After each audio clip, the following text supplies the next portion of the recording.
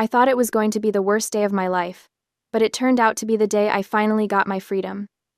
It all started as the clock ticked toward 7 that Friday evening. The emerald green evening gown felt like silk against my skin as I descended the staircase in my parents' Mount Pleasant home.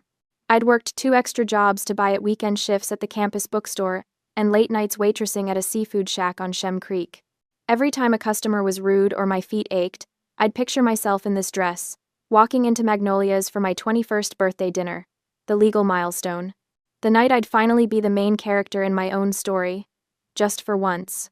I adjusted my earrings at the landing, my reflection catching in the hallway mirror. My makeup was perfect, smoky eyes, bold lip. My heart raced with a hope so fragile I was almost afraid to feel it. Then I reached the bottom of the stairs and froze. The living room looked like a funeral parlor. The heavy curtains were drawn despite the golden evening light outside. The lamps cast long, dramatic shadows across the hardwood floor. And there, sprawled across the leather sectional like a Victorian invalid, was my sister Tiffany. She was 25 years old and wearing stained pajama pants with a ratty college sweatshirt she'd never earned. Her eyes were swollen, mascara streaked down her cheeks in theatrical rivers. Crumpled tissues surrounded her like fallen snow.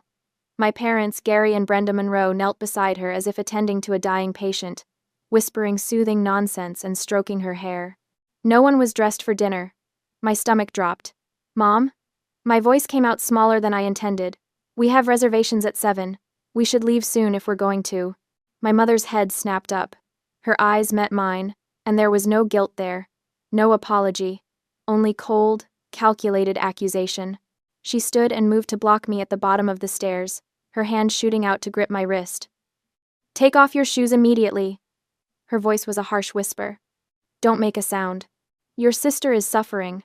Can't you see that?" I stared at her, my mind struggling to process what was happening. Behind her, I could see my father rubbing Tiffany's back in slow circles, while she sobbed dramatically into a decorative pillow. 2 months ago, I'd called Magnolia's the day they opened reservations. I'd marked it on my calendar in red ink. 21, the birthday that mattered in America, the one that meant something. I'd planned this dinner down to the minute, coordinating schedules, confirming and reconfirming. And now my mother was telling me to take off my shoes and be quiet. "What happened?" I asked, though part of me already knew the answer would be something absurd. Something that wouldn't matter to anyone except Tiffany. "Your sister is going through something," Mom hissed. "She needs us tonight. Surely you can understand that family comes first." Family. The word tasted like poison. I felt anger building in my chest, hot and unfamiliar. But then that old instinct kicked in, the one that had been trained into me since childhood. Be the peacekeeper. Don't make waves. Keep everyone happy except yourself. I opened my mouth to say something gentle, something understanding. To ask if maybe we could still go. Just for an hour. That's when Tiffany screamed. The sound shattered the artificial quiet like breaking glass. She lunged off the couch and grabbed the bottle of wine sitting on the side table. Dad's expensive Napa Valley Cabernet, the one he'd been saving for a special occasion. "If you dare leave me home alone tonight." She held the bottle over her head like a weapon, her face contorted with rage. "If you dare go celebrate her birthday while I'm suffering like this, I will smash this house to pieces. I'll throw this through the TV. I'll swallow a whole bottle of sleeping pills. I swear to God I will." She advanced toward the entertainment center, where my father's prized 80-inch flat screen hung on the wall, the bottle trembling in her raised hand. My father didn't tell her to calm down. He didn't take the bottle away or tell her she was being ridiculous. He spun around to face me instead. His face was red, the veins in his neck bulging. "Do you see how selfish you are?" His voice cracked with exertion. "Do you see what you're doing to this family? Cancel the table immediately. Go to your room. We're having frozen pizza tonight, and you're going to sit there quietly and be grateful we're even acknowledging your birthday at all." The words hit me like physical blows. I stood there in my emerald green dress, my carefully applied makeup, my painful heels. I'd spent weeks planning this, months saving for this dress, years dreaming of one night where I mattered, and my father was ordering me to my room like a child. Something inside me cracked. Not broke, not yet, but cracked enough that light started seeping through. This wasn't just thoughtlessness. This wasn't just Tiffany being dramatic or my parents being dense. This was calculated. This was cruel. This was them choosing, actively choosing, to hurt me. For the first time in my 21 years, I didn't nod. I didn't apologize. I didn't scurry upstairs to cry quietly into my pillow where no one would be inconvenienced by my feelings. I gripped the banister, my fingernails digging into the polished wood until I felt splinters bite my skin. No. The word came out steady. Stronger than I felt. I won't cancel. I'm going alone. My mother gasped like I'd slapped her. My father's face went purple. Tiffany's mouth dropped open in genuine shock, apparently. The idea that I might defy them had never occurred to her. You ungrateful little... Dad started forward. The doorbell rang. The sound cut through the tension like a blade, sharp and intrusive. Everyone froze mid-motion, turning toward the front door like deer caught in headlights. For 3 long seconds, nobody moved. Nobody breathed. Then my father's face went pale. "Who the hell is that?" Tiffany whispered, still clutching the wine bottle. The doorbell rang again, longer this time, insistent. And somehow, I knew with a certainty that made my pulse quicken that everything was about to change. My father practically lunged for the door, his body language shifting from rage to panic in an instant. He smoothed his shirt, pasted on a smile that didn't reach his eyes, and opened the door just wide enough to block the view into the living room. "Logan!" His voice came out too loud, too cheerful. "What a surprise. We weren't expecting..." "I told you I was coming." The voice from outside was gravel and ice. 2 days ago. You said it was fine. Uncle Logan. My father's older brother. Dad laughed nervously, using his body to fill the doorway. Right, of course. It's just that, He lowered his voice, but the house's acoustics carried every word straight to where I stood, frozen on the stairs. Kayla has severe food poisoning. She's been vomiting her guts out upstairs all evening. We'll probably have to cancel the party. The poor girl is in bad shape. The lie fell from his lips so easily, so smoothly, like he'd rehearsed it. Something cold and hard settled in my chest where the hurt had been. Not numbness, worse than numbness. Clarity. Disgust. I'd always known my parents favored Tiffany. I'd told myself it was because she was more outgoing, more charismatic, more needy. I'd made excuses for them, convinced myself they loved me in their own way. But this was different. This was my father looking someone in the eye and lying about me being sick, rather than admitting what was really happening. I didn't think. I didn't plan. I stepped forward into the light of the hallway. My heels clicked against the hardwood, sharp, deliberate sounds that made my father's shoulders tense. I walked right up behind him, my emerald dress shimmering under the chandelier, my makeup flawless, my posture straight, living proof that he was a liar. "I'm not sick." My voice came out steadier than I felt, but I could hear it trembling at the edges. Dad's lying. They canceled my 21st birthday party because Tiffany threatened to kill herself if I was happier than her for one single night. My father's face went from pale to crimson. "Kayla, go upstairs, right?" Uncle Logan pushed the door open. He was in his 50s, tall and broad-shouldered, with steel-gray hair and the kind of presence that made people instinctively step back. He wore an expensive suit despite the Charleston humidity, and his eyes, sharp and assessing, took in the scene with the cold efficiency of a man who'd built a real estate empire from nothing. He looked at Tiffany, still clutching the wine bottle like a weapon. At my mother, frozen beside the couch. At my father, whose mouth was opening and closing like a fish. Then he looked at me. Really looked at me. At the dress, the makeup, the heartbreak probably written all over my face despite my best efforts. "Gary." Uncle Logan's voice could have cut glass. "Let me make sure I understand this correctly." He stepped fully into the house, and my father had no choice but to back up. Uncle Logan's gaze never left Dad's face, and I watched my father shrink under it. "You called me 3 weeks ago," Uncle Logan continued, his tone conversational but deadly. "You told me you needed an extra $2,000 this month, because the accounting business was struggling, and you needed to make sure Kayla's tuition was covered. You said education was the priority, that you'd do anything to make sure she graduated." Dad's mouth opened, but no sound came out. "I've been sending you $6,000 a month for the past 2 years. Uncle Logan said. "You told me it was for Kayla's education, for the mortgage, for keeping this family afloat while you got the business back on track." He turned to look at Tiffany, who'd finally lowered the wine bottle but still wore that petulant, entitled expression I knew so well. "So, you're telling me," Uncle Logan said softly, "that I've been paying $6,000 a month to support a 25-year-old woman who threatens suicide when her younger sister tries to celebrate a birthday? It's not like that." Mom jumped in, her voice taking on that syrupy, manipulative tone she used when she wanted something. "Tiffany has been going through such a difficult time. She's sensitive. She's unemployed," Uncle Logan supplied. "Living off her parents at 25?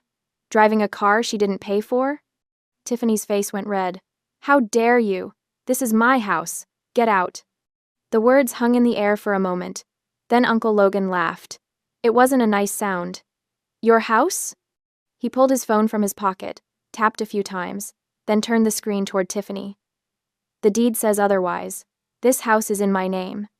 Has been since I co-signed the mortgage 5 years ago and your father defaulted on the first payment." Tiffany's face went from red to white. "And that Mercedes C-Class sitting in the driveway?" Uncle Logan continued, his voice getting quieter and somehow more terrifying. "The one with the vanity plates that say Tiff. That's registered to my company. Part of the business expenses your father claimed he needed." The silence was deafening. I watched my sister's face crumble, watched the reality of her situation crash down on her. She'd thought she was untouchable. She'd thought she owned everything. She owned nothing. "The car keys," Uncle Logan said. "Now." "You can't," Tiffany started. "I can. And I am." He held out his hand. "Keys. Or I call the police and report it stolen." Tiffany looked at our parents, waiting for them to defend her, to fight for her like they always did. Dad wouldn't meet her eyes. Mom stared at the floor. With shaking hands, Tiffany dug into her sweatshirt pocket and pulled out the Mercedes key fob. She threw it onto the coffee table where it landed with a hollow clatter. Uncle Logan picked it up, examined it for a moment, then turned and walked straight to me. "Happy 21st birthday, Kayla." He pressed the key fob into my palm, his hand warm and steady around mine. "I was planning to give you my old Camry, but I've changed my mind. That Mercedes is yours now. Drive away from this asylum immediately." I stared at the keys in my hand, my mind struggling to process what was happening.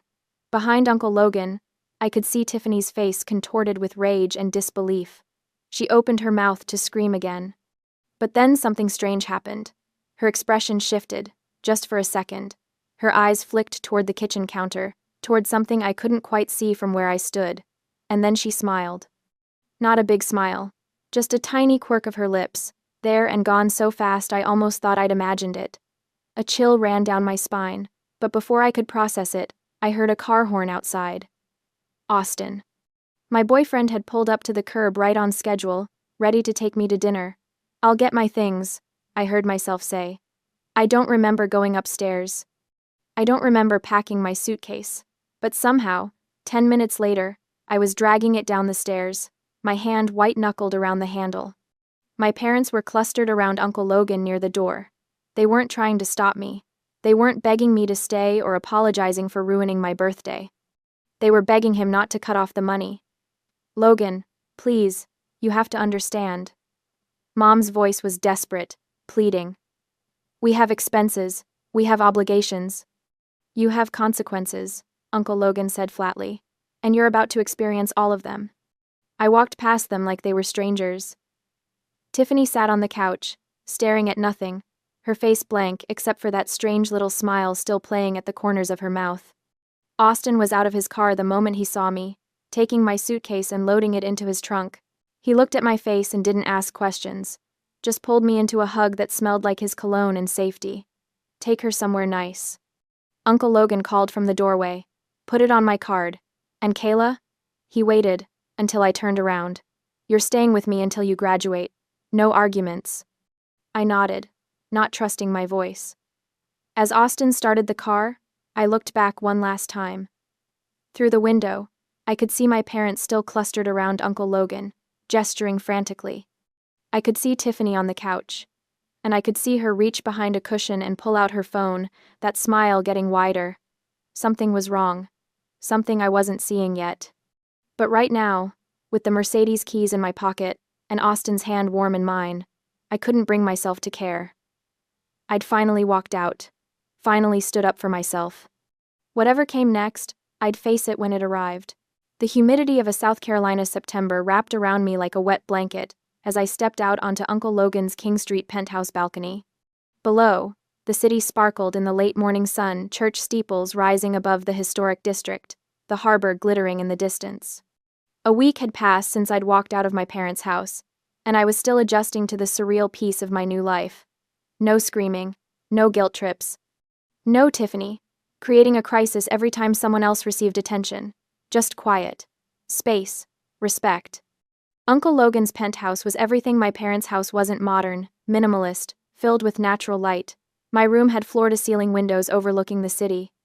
The kitchen was always stocked, and nobody questioned whether I deserved to be there. "Coffee's ready," Uncle Logan called from inside. I found him in the kitchen, reading the Wall Street Journal on his tablet while pouring French press coffee into 2 mugs. He'd already been up for hours. I'd heard him on conference calls at 6 a.m., but he'd waited to have breakfast with me. "How are you settling in?" "How are you settling in?" he asked, sliding a mug across the granite counter. "Good, really good." I wrapped my hands around the warm ceramic. "Thank you for—" "Don't," he cut me off gently. "You don't thank family for doing the bare minimum of treating you like a human being." I swallowed hard, not trusting myself to speak. "Your father called again last night," Uncle Logan said casually, taking a sip of his coffee. "Third time this week." Still insisting the whole thing was a misunderstanding. "What did you tell him?" "That I'd see him in court." His expression was granite. I'm done enabling his delusions. Before I could respond, his phone buzzed. He glanced at it and smiled a real smile, warm and almost mischievous. "Speaking of which," he said, "I'm throwing you a proper birthday party. This Saturday. Here, invite whoever you want. Let's show your family what a real celebration looks like." "You don't have to." "I want to." He was already texting. "Besides, I never got to spoil my own daughter. Closest I'll get is spoiling my brilliant niece." I'd heard the story before. Uncle Logan's ex-wife had taken their daughter to California when she was 5. He'd paid child support religiously, sent gifts, tried to maintain contact, but the distance and his ex's hostility had won out. His daughter was 23 now, living in San Francisco, and they spoke maybe twice a year. Maybe that's why he'd stepped in for me so decisively. Maybe I was his second chance. The days blurred until Saturday arrived, bringing with it the sticky heat of late September. The penthouse was transformed: catering set up in the kitchen, flowers everywhere, a bar on the balcony overlooking the city. Uncle Logan had invited his business associates and their families along with my friends from the College of Charleston. The whole place glowed with golden hour light filtering through the windows. I wore a white sundress and felt, for the first time in years, genuinely happy. My roommate Jessica arrived first, squealing when she saw the setup. "Oh my God, Kayla, this is insane." Austin came with a group from his law school, all of them dressed in that careful business casual that law students perfected. He looked unfairly good in a navy blazer and jeans, and when he kissed me hello, I felt some of the residual tension from the past week finally ease. "How are you doing?" "Just," he asked quietly, his hand warm on my lower back. "Better, really." "Your parents try to contact you?" "Mom texted. I blocked her." He nodded approvingly. "Good, clean break." The party was everything. My ruined birthday dinner wasn't laughter, actual celebration. People who genuinely cared about me. Uncle Logan gave a toast that made me cry, talking about resilience and how proud he was of the woman I was becoming. Jessica posted photos on Instagram, tagging me and the location with captions about, "Finally celebrating with people who deserve you." I didn't think about my family at all. I should have. The peace lasted for 3 days. On Tuesday afternoon, I found myself at the Roasted Bean, my favorite coffee shop near campus. The place was half empty, the barista playing indie folk that was somehow both melancholy and hopeful. I'd brought my laptop and my portfolio to finalize layouts before sending everything to the printer. My senior thesis exhibition was in 3 weeks, and I needed everything perfect. The architectural model I'd spent 6 months building was carefully secured in the back seat of the Mercedes, too precious to leave at home, too bulky to bring inside. The model represented my thesis project, a sustainable community center designed for a hypothetical site in North Charleston. Every window was hand-cut acrylic. Every tree was wire and painted foam. Every detail was exact. It was my future, My career. Everything I'd worked for. I ordered my latte and settled at a corner table, spreading out my work. The familiar ritual soothed me, opening files, checking measurements, adjusting layouts. For an hour, I lost myself in the work. Then my phone buzzed. Austin. Running 10 minutes late. Just left campus. Want me to grab you anything? Me. Just you. See you soon. I smiled at my phone, then glanced out the window to where the Mercedes sat in the parking lot. The afternoon sun glinted off its silver paint. And then I saw her. Tiffany. She was walking through the parking lot, looking around like she was searching for something. My heart started pounding. How did she know I was here? Then I remembered. Find My Friends. The app we'd set up years ago when Mom insisted the family needed to stay connected. In my rush to leave, I'd never turned off location sharing. Stupid. So stupid. I watched as Tiffany circled the Mercedes, trying the door handles. They were locked. I'd checked twice, but she didn't look deterred. She reached into her pocket and pulled out something that glinted in the sun. A key. My breath caught. The spare key. The one that used to hang on the hook in my parents' kitchen. Uncle Logan had taken the primary fob, but he'd never thought about the spare. None of us had. I jumped up, my chair scraping against the floor loud enough to make the barista look up. But I was too far away, and Tiffany was already unlocking the door, already reaching into the back seat toward my model. A car screeched to a stop behind the Mercedes. Austin practically launched himself out of his Civic, still wearing his suit from a moot court session. He must have seen what was happening as he pulled in. "Hey!" His voice carried across the parking lot, sharp with authority. "Step away from the car!" Tiffany jerked back, but not before her hand closed around one of the model's supporting beams. She was smiling that same strange smile I'd seen at the house. "It's not your car, Austin," she said sweetly. "It's family property. I'm just retrieving what belongs." Austin grabbed her wrist. Not hard enough to hurt, but firm enough that she couldn't pull away. His law training kicked in, his voice going cold and professional. "Property damage over $1,000 is a felony in South Carolina. That model is worth easily 3 times that in materials and labor." His eyes bored into hers. "Do you want to go to jail today? Because I will call the police right now, and I will press charges on Kayla's behalf, and you will be arrested for attempted vandalism and theft." Tiffany tried to yank her arm back, but Austin held steady. "Let go of me. You're assaulting me. I'm preventing you from committing a crime." His voice didn't rise, didn't waver. "There are 3 security cameras in this parking lot. Every second of this is being recorded.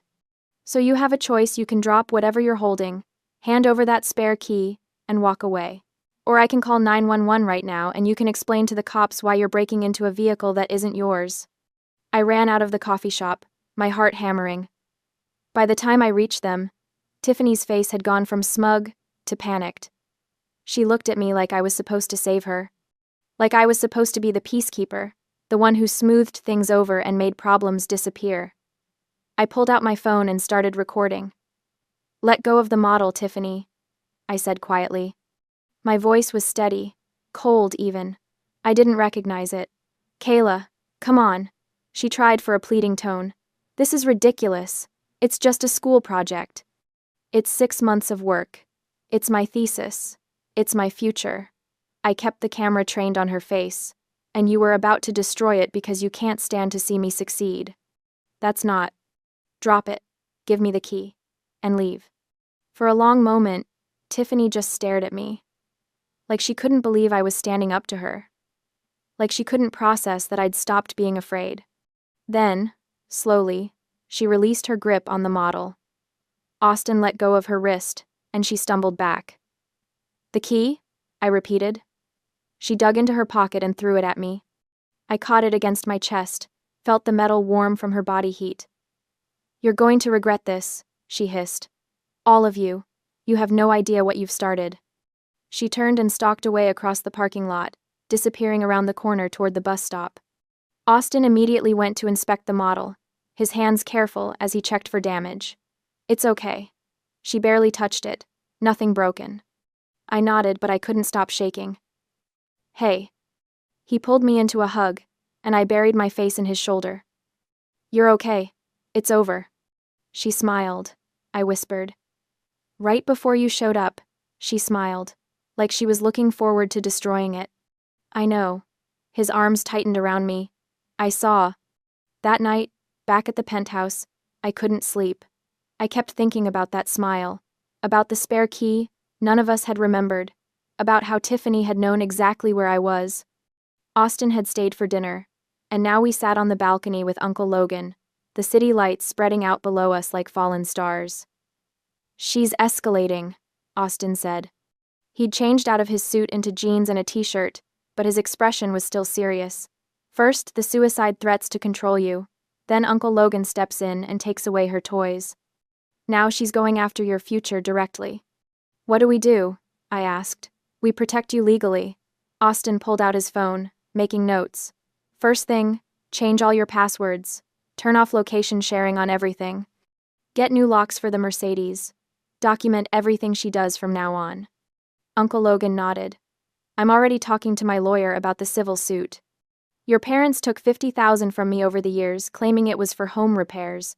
I want it back, with interest. There's something else." I hesitated, then pulled out my old laptop, the one I'd used in high school, the one that still had the family email synced. I knew my dad never fully deleted anything, always hoarding digital files like he hoarded receipts. I opened the laptop and navigated to the deleted items folder in the email client. It took me 10 minutes of scrolling, but I found it. A scanned copy of a check from my grandmother's estate, dated a year ago, $15,000. It was made out to me, intended for my tuition, and on the back, under the endorsement line, was a signature. "That's not my signature," I said quietly, turning the screen so they could see. "Look at the loops on the K. They're wrong. And I never signed my middle initial, but whoever forged this did." Austin leaned in, his expression hardening as he read. "Jesus Christ." "Wire fraud," Uncle Logan said softly. "And identity theft. That's a federal crime. They stole $15,000 from you." Austin was already pulling up legal statutes on his phone. "With a forged signature on an inheritance check? Kayla, this is serious. Like, prison time serious if you press charges." I stared at the screen, at the proof of my parents' theft, and felt something shift inside me. They'd stolen from me. They'd forged my signature. They'd taken money my dead grandmother had left, specifically for my education, and spent it on God knows what, probably Tiffany's lifestyle, her car payments, her shopping. "I want to press charges," I heard myself say. Uncle Logan and Austin exchanged a look. "Are you sure?" Uncle Logan asked gently. "There's no coming back from this. If we pursue this, your parents could face real jail time." I thought about my mother blocking me on the stairs, telling me to be quiet, about my father lying to Uncle Logan's face, about Tiffany reaching for my model with that smile. "I'm sure," I said. "They chose this. They chose her over me, over and over again. They stole from me. They've been bleeding you dry for years, and they're not sorry. They're not even a little bit sorry." Austin nodded slowly. "Okay. Then we document everything. We build an ironclad case, and we make sure they can't hurt you anymore." I looked out at the city, at the Ravenel Bridge lit up in the distance, and felt something like power settling into my bones. I wasn't the peacekeeper anymore. I was done keeping the peace. The Facebook post appeared on a Thursday morning, right as I was leaving for my 8 a.m. structures class. I almost didn't check social media. I'd been trying to stay off it, focusing on my thesis work and trying to maintain some sense of normalcy. But my phone kept buzzing with notifications, and finally, curiosity won out. I wish it hadn't. The post was from my mother's account, public for everyone to see, complete with a photo of her and Dad looking haggard and elderly in the harsh kitchen lighting. It breaks my heart to share this, but I feel I must speak up about elder abuse in families. Our youngest daughter has, with the manipulation of family members who don't know the full story, stolen property that was promised as part of a business agreement, cut off all contact with her sick parents, and is now threatening us with baseless legal action unless we comply with her financial demands. We raised her with love and sacrificed everything for her education. This is how we're repaid. If you're a parent of adult children, please watch for the warning signs. Narcissism can hide behind a pretty face. I stopped walking, right there on the sidewalk outside the architecture building. Students flowed around me like water around a stone. The post had over 200 likes already. Comments were pouring in. So sorry you're going through this. Praying for your family. Unbelievable. Kids these days have no respect. You should sue her for defamation. Don't let her get away with this. My hands started shaking. There were more posts. I clicked through to Dad's page. He'd shared Mom's post with his own edition about how I'd turned their own family against them and weaponized mental health accusations to steal a car. Tiffany had posted a tearful selfie with a caption about protecting parents from an abusive sister. They'd tagged me in all of it. The comments on my own page were already starting distant cousins I barely knew, asking what was really going on.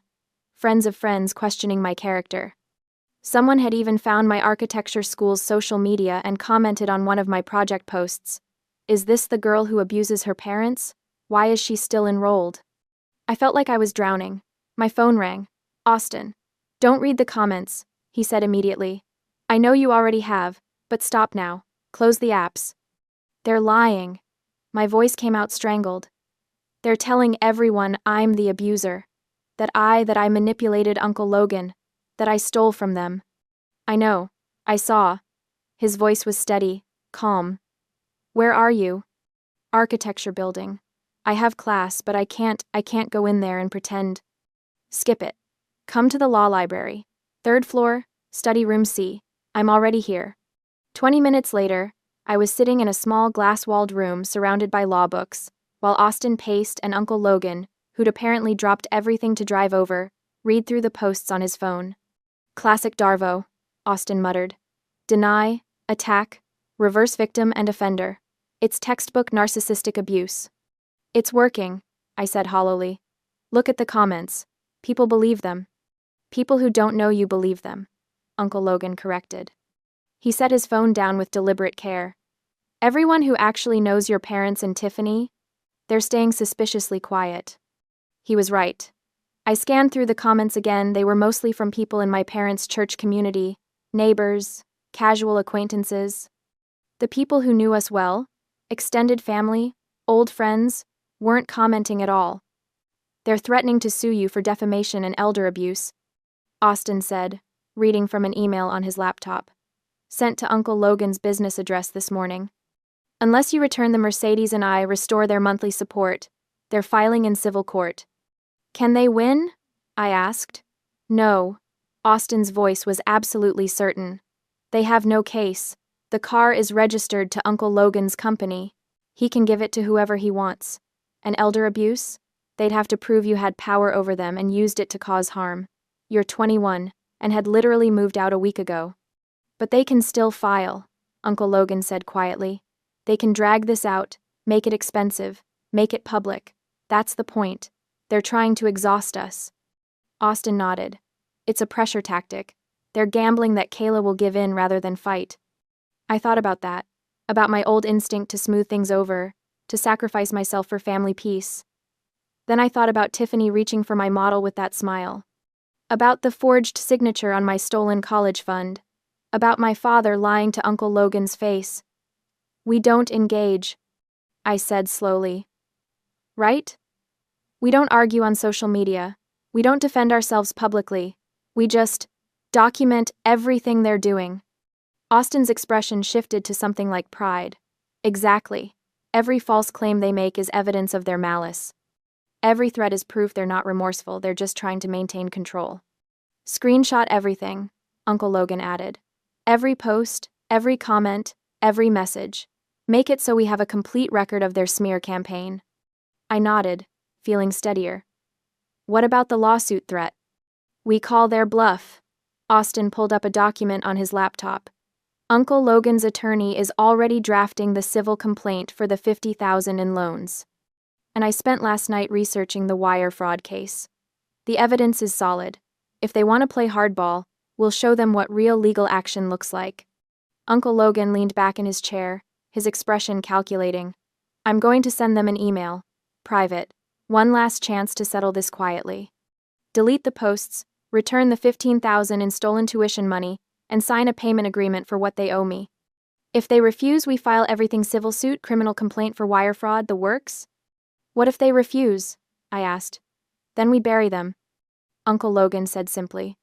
I've been lenient because you're my family. But Gary made his choice when he decided to lie to me and steal from you. I'm done being generous.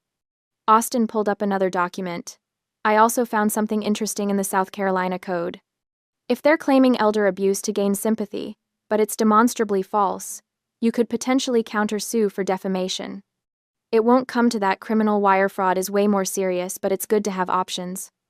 We spent the next 2 hours documenting everything.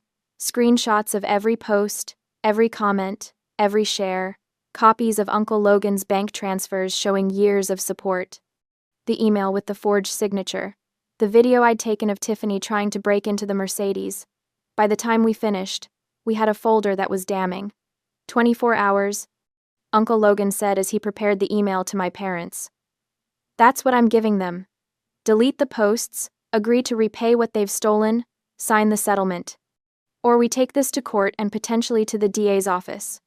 He hit send. I watched the email disappear into the void and felt a strange mix of anxiety and relief. No more peacemaking, no more trying to fix things, just consequences. The response came 16 hours later, at 2 in the morning. I was still awake, staring at the ceiling in my room at Uncle Logan's penthouse, when my phone buzzed with a forwarded email from him. It was from my father, no subject line, Logan. I don't know what lies Kayla has been filling your head with, but this has gone far enough. That girl has always been manipulative, always played the victim. We gave her everything: a roof over her head, food, education, and this is how she repays us? The car situation is a misunderstanding. You promised me that Mercedes as part of my compensation package for helping with your business paperwork over the years. Kayla stole it, plain and simple. And now you're threatening Emmy? Your own brother? Brenda is having panic attacks. Her blood pressure is through the roof. Tiffany is devastated. You're destroying this family over a spoiled brat's lies. We will not be deleting our posts. We have every right to tell our side of the story. And we will not be signing any payment agreement for money that was given as gifts, not loans. You said yourself it was family helping family. If you proceed with legal action, we will fight you every step of the way, and we will make sure everyone knows what kind of man turns his back on his own blood. Gary. I read it 3 times, feeling my stomach twist. There was no acknowledgement of the stolen tuition money, no mention of the forged signature, no apology for the birthday party or the years of favoritism or the lies. Just more accusations, more gaslighting, more playing the victim. Uncle Logan's response was already composed when I got to the kitchen the next morning. Gary. I have documentation of every transfer I made to you over the past 2 years. They were explicitly labeled as loans in the transaction notes. You signed a promissory note in 2023. I have the copy. The Mercedes is registered to my company. I have never promised it to you as compensation for anything. You did minimal bookkeeping for me one tax season, and I paid you $3,000 for it. That does not entitle you to a $45,000 vehicle. Regarding Kayla's tuition money, I have evidence of wire fraud, a forged signature on her grandmother's inheritance check. A transfer you made without her knowledge or consent. That is a federal crime.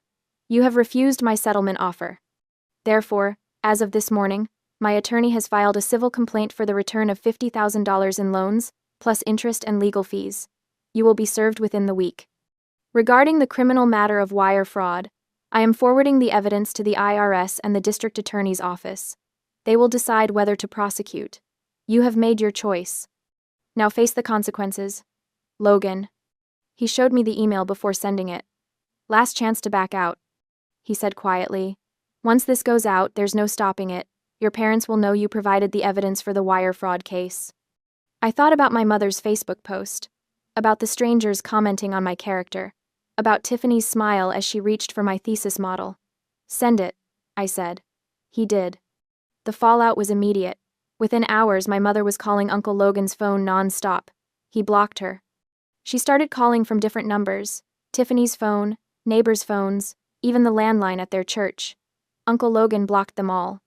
My father sent increasingly desperate emails, each one more unhinged than the last, claiming Uncle Logan was having a mental breakdown. That I'd seduced Austin into helping me. That they'd call the police and report the car stolen. Let them, Austin said when I showed him the emails. I'd love to watch them try to explain to the cops that they're reporting a car stolen that isn't in their name, isn't at their address, and that they have no legal claim to. The social media posts got worse too. Mom started a GoFundMe claiming they were victims of family financial abuse and needed help paying for legal representation. It raised $300 before someone reported it as fraudulent. Tiffany posted daily updates about her struggling mental health and how family betrayal was destroying her. The comments were sympathetic at first, but then one of my architecture school friends commented with a link to the video I'd posted, the one of Tiffany trying to break into my car. "This is the victim you're all supporting. She tried to destroy her sister's thesis project out of jealousy. Maybe get the full story before you donate." The tide started to turn. People began asking questions. Why would a 21-year-old steal a car that wasn't in her parents' name? Why was a 25-year-old woman living off her parents and throwing tantrums? Why did the parents' story keep changing? Within a week, Mom had made her Facebook friends only. Tiffany stopped posting. Dad's LinkedIn profile went private, but the legal wheels were already turning. The process server found them at the Mount Pleasant house, the one that was about to stop being their house. My father tried to refuse the papers. The server left them on the doorstep and filed proof of service anyway. Uncle Logan's lawsuit was official. And according to Austin, who had a friend interning at the DA's office, someone had indeed opened an investigation into the wire fraud case. "They're panicking," Austin said one evening as we sat on Uncle Logan's balcony, watching the sun set over the harbor. "Your mom sent my mom a Facebook message asking her to talk sense into me. She actually used the phrase, 'boys will be boys,' and suggested I was just doing this to impress you." I almost laughed. Almost. "What did your mom say?" "That I'm a grown man capable of making my own decisions, and that she's seen the evidence and it's pretty damning." He squeezed my hand. "Mom's known your family for years. She's not surprised this happened. She's only surprised it took this long." That hurt more than it should have. The idea that people had watched my family dysfunction for years and just accepted it as normal. That nobody had stepped in to help me until Uncle Logan finally snapped. "Hey." Austin turned to face me, his expression gentle. "You got out. That's what matters. You stood up for yourself. You protected your future. And you're not letting them drag you back down." "I keep waiting to feel guilty," I admitted. "Like, they're my parents. They're going to lose their house. They might face criminal charges. Shouldn't I feel bad about that?" "Do you?" I examined my feelings carefully. The old Kayla would have been drowning in guilt, would have been looking for ways to fix things, to make peace, to sacrifice herself for family harmony. But now? I felt nothing. No guilt, no regret. Just a clean, clear certainty that I'd done the right thing. "No," I said. "I don't." Austin smiled. "Good. Because they did this to themselves. Every single consequence they're facing is a result of their own choices. You didn't make them forge your signature. You didn't make them steal from Uncle Logan. You didn't make them choose Tiffany over you again and again. They did all of that on their own." Uncle Logan emerged onto the balcony with 3 glasses of wine.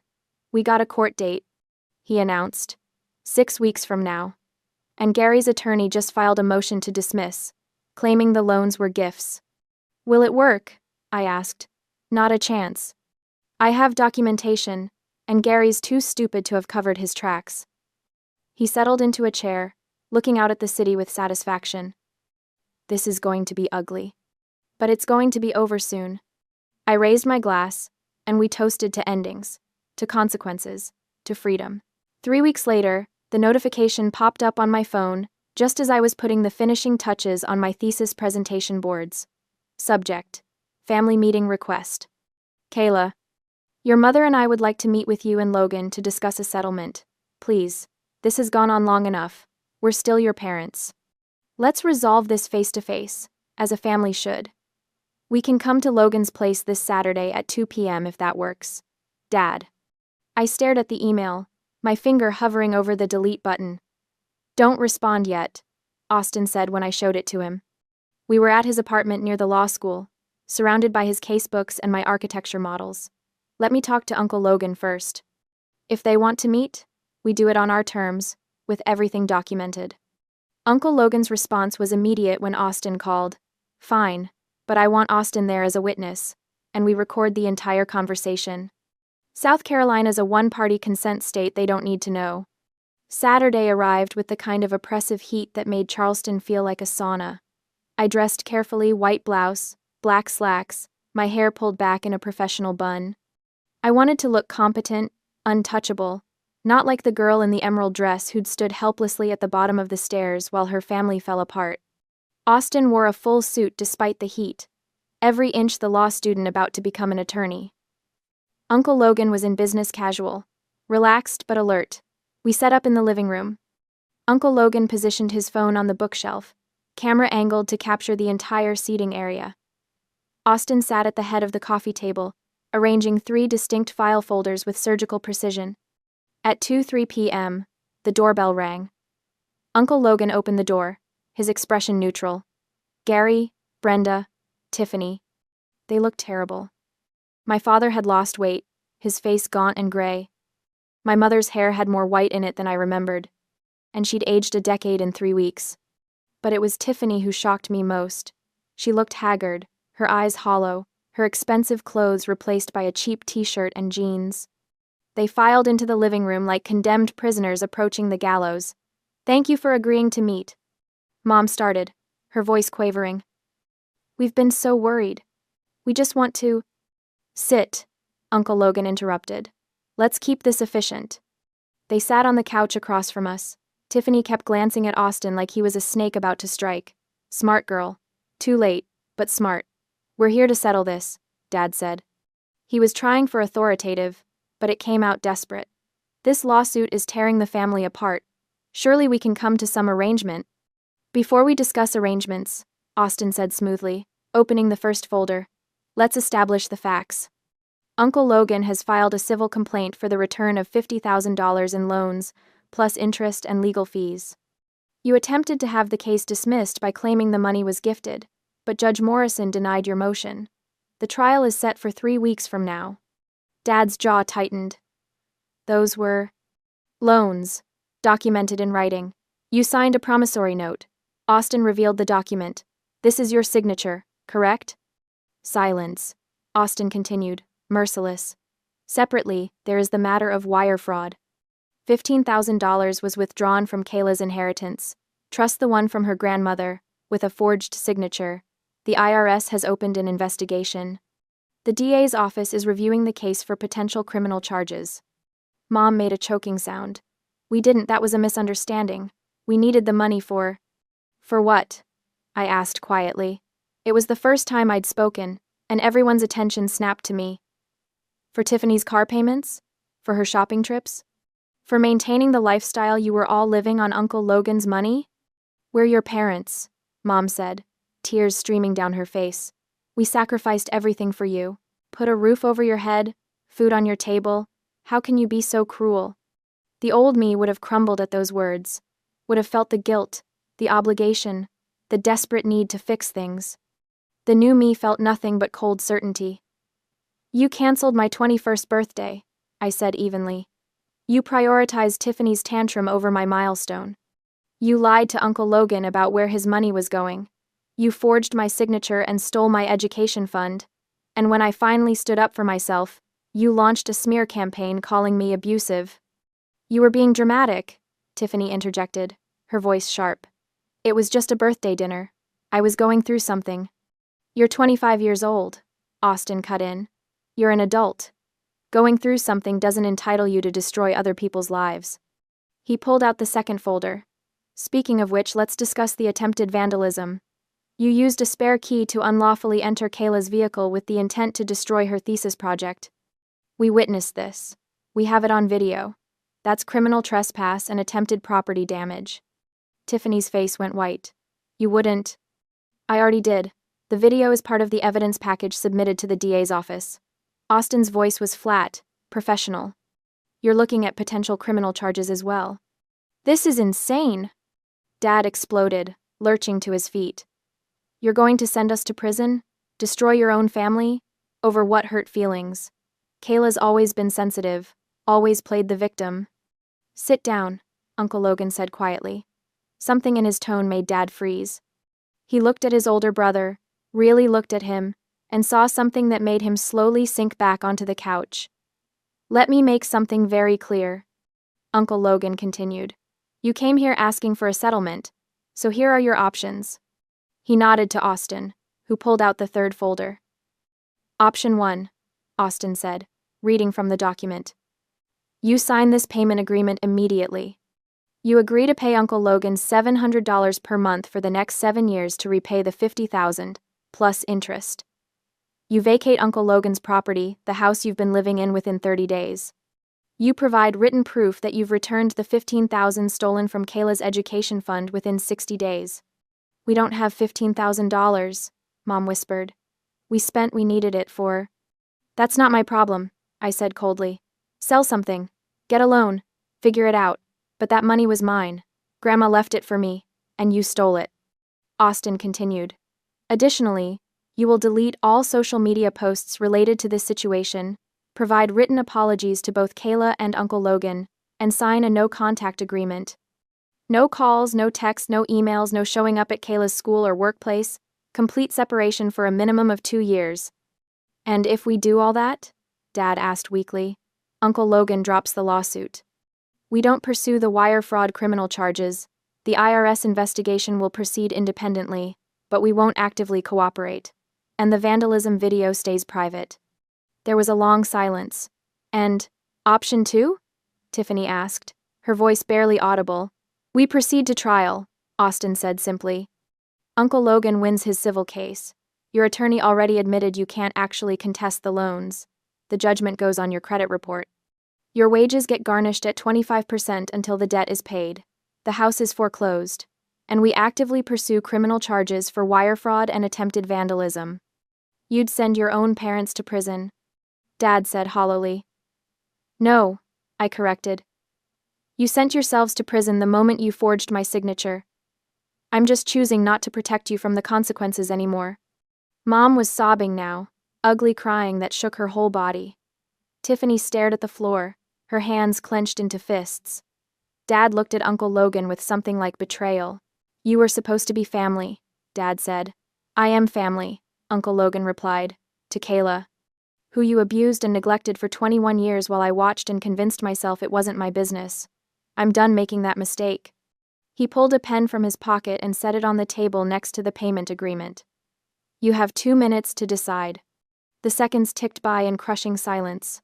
I watched my parents looking at each other, having some wordless conversation. Saw Tiffany's face crumble as she realized they were going to choose themselves over her, just like they'd always chosen her over me. Funny how it felt when the tables turned. We'll sign? Dad finally said. All 3 of you, Austin specified. Tiffany is included in the no-contact agreement and the social media deletion requirement. Tiffany looked like she wanted to argue, but one glance at the folders on the table at the evidence of her attempted crime made her swallow her protest. Dad picked up the pen with a shaking hand. He read through the agreement, his lips moving silently, looking for some loophole, some escape. There wasn't one. Austin had been thorough. The pen touched paper. Dad's signature sprawled across the bottom of the first page, then the second, then the third. He passed it to Mom, who signed while crying. Finally, Tiffany snatched it and scrawled her name, throwing the pen down like it burned her. The social media posts need to be deleted now, Austin said. While we're all here, I want to verify it. Mom pulled out her phone with shaking hands. I watched as she navigated to Facebook, deleted the post. Dad did the same. Tiffany took longer. She'd posted so many things, but eventually, they were all gone. Payment schedule starts next month, Uncle Logan said. You'll receive invoices by email. And you have 30 days to vacate the property. After that, I'm changing the locks and everything left behind will be considered abandoned. Where are we supposed to go? Mom asked helplessly. Not my problem, Uncle Logan said without sympathy. You've had 3 weeks to plan for this. You knew it was coming. They stood as a group, and for a moment, I thought Tiffany was going to say something. She looked at me with an expression I couldn't quite read. Rage, shame, disbelief, all mixed together. Then she turned and walked out. Dad followed, his shoulders slumped. Mom paused at the door, looking back at me. I hope you're happy, she said, venom cutting through her tears. You've destroyed this family. No, I replied calmly. You destroyed this family 21 years ago when you decided one daughter was worth more than the other. I just stopped letting you get away with it." She flinched like I'd slapped her, then hurried out after my father. The door closed behind them with a soft click. For a long moment, nobody moved. Then Uncle Logan stood, walked to the bookshelf, and stopped the recording on his phone. "It's done," he said quietly. I waited for the guilt to hit. For the regret, the doubt, the desperate urge to call them back and fix things. It didn't come. Instead, I felt something I hadn't experienced in years. Peace. True, deep, unshakable peace. Austin put his arm around me, and I leaned into him, watching through the window as my parents and Tiffany climbed into a beat-up Honda someone else's car, I realized. Probably borrowed. The Mercedes days were over for them. "How do you feel?" Uncle Logan asked. I thought about it carefully. "Free," I finally said. "I feel free." The Honda pulled away from the curb. I watched them until they turned the corner, the red taillights disappearing into the Charleston humidity, before I finally turned my back.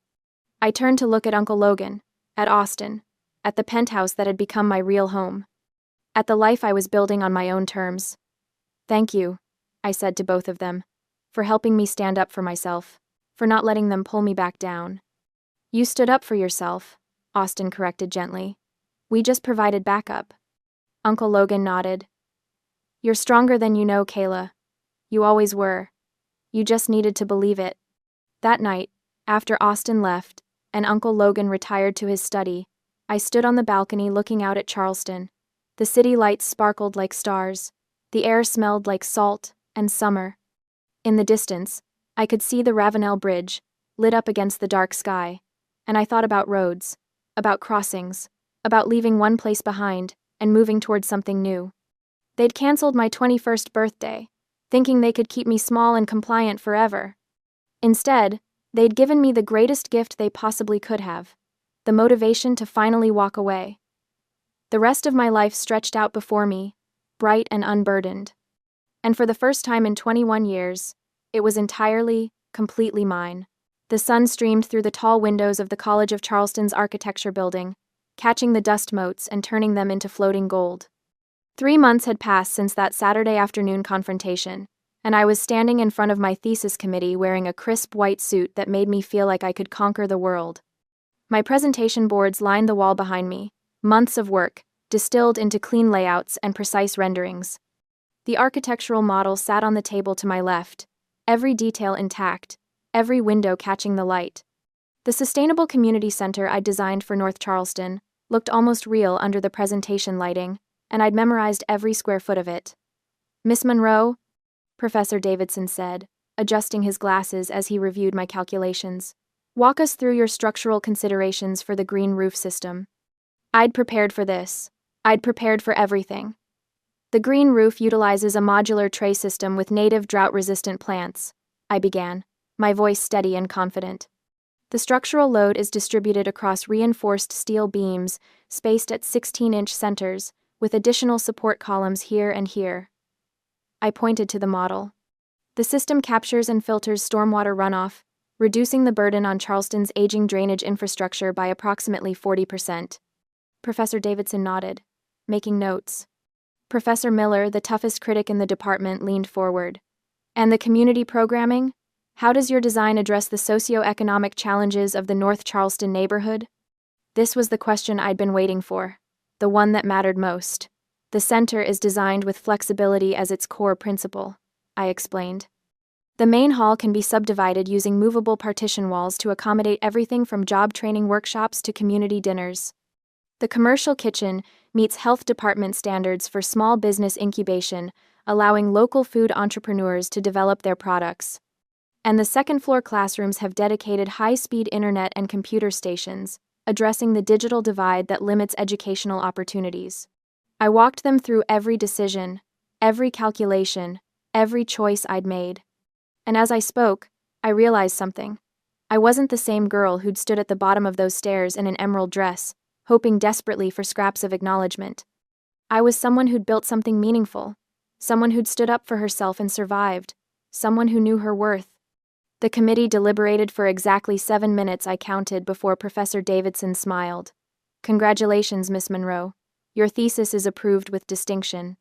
The relief hit me like a wave, but it was Austin's whoop from the observation area that made me laugh.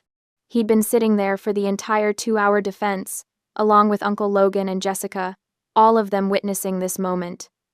Speaking of which, Uncle Logan continued, pulling an envelope from his jacket pocket. This came to my office yesterday. Certified mail. I recognized my father's handwriting on the return address. My stomach clenched. It's the thitted payment. Uncle Logan said, opening it to show me. $700, exactly as agreed, and a cashier's check for $3,000 toward the stolen tuition fund. Have you heard anything else? I asked carefully. About where they ended up? Uncle Logan exchanged a glance with Austin. They're renting a basement apartment in North Charleston. Austin said quietly. Your dad's wages are being garnished 25% for the loan repayment. Your mom got a job at a call center. And Tiffany. He trailed off, and I raised an eyebrow. What about Tiffany? She's working as a cashier at the Walmart on Rivers Avenue, Austin said. Jessica's cousin saw her there last week. Apparently, she doesn't post on social media anymore. No Instagram stories, no Facebook updates, nothing. I tried to feel something about that satisfaction maybe or vindication, but mostly I just felt distant. Like they were characters in a story I'd finished reading, not people who'd once controlled my entire life. Jessica appeared with a bottle of champagne she'd somehow smuggled into the building. Okay, enough serious talk. Kayla Monroe just defended her thesis with distinction. We're celebrating. That evening, Uncle Logan took us all to Magnolia's, the restaurant where my birthday dinner was supposed to have happened. We sat at a table with a view of the water, the late December sun painting everything gold and pink. Austin sat next to me, his hand warm on my knee under the table. My phone buzzed in my purse. I almost ignored it, but something made me check. It was an email from a firm in Charleston, Morrison and Associates, one of the top architectural practices in the Southeast. They'd attended the thesis exhibitions earlier in the week. Dear Miss Monroe, we were impressed by your community center design and would like to invite you to interview for our junior designer position beginning June. Please contact us at your earliest convenience to schedule. Best regards. Patricia Morrison, FAIA. I stared at the screen, reading it 3 times to make sure it was real. What is it? Austin asked. I handed him my phone wordlessly. His eyes widened as he read, then he broke into a huge grin.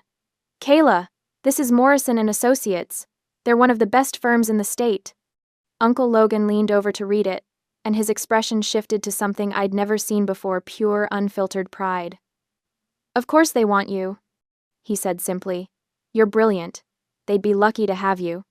Jessica squealed and demanded to see the email, and soon the whole table was celebrating again, our waiter bringing complimentary desserts, when Austin told him the news. As the evening wound down and the sky darkened over Charleston Harbor, I found myself thinking about roads again, about bridges, about the journey from that devastating night to this moment. 3 months ago, I'd stood at the bottom of the stairs in an emerald dress, hoping desperately for one night where I mattered.